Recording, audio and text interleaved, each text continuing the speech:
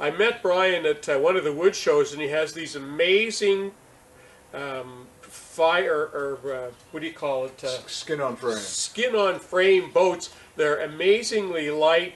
They're tough as nails, and they're really easy to build. And I thought it would be fun to come and have a visit and see some of these boats and have a talk with Brian and see how these boats are built. So Brian, it looks like this is the beginning of another boat that you're building here. And this is the material. Tell us a little bit about it. It looks like it's tied together with some kind of a twine or something. Tell us a little bit about how you build this. Actually, this one is pretty close to the end.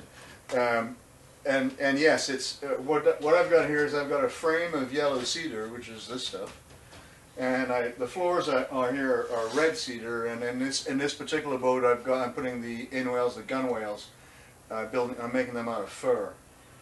It's lashed together with it's a wax nylon. It's called artificial sinew.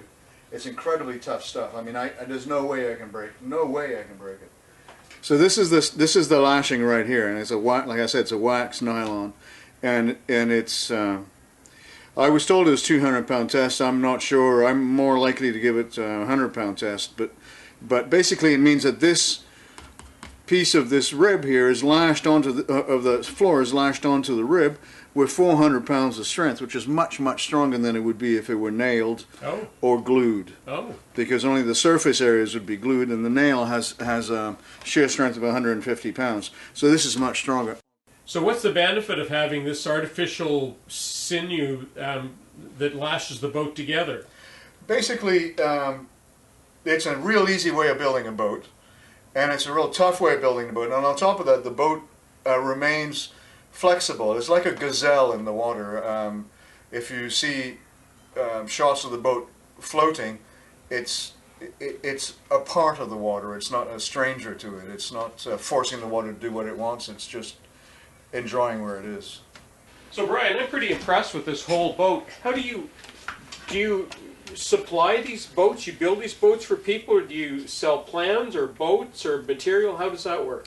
Well, here at Dreamcatcher Boats, you can build your own boat with me. You can just buy a boat ready-made.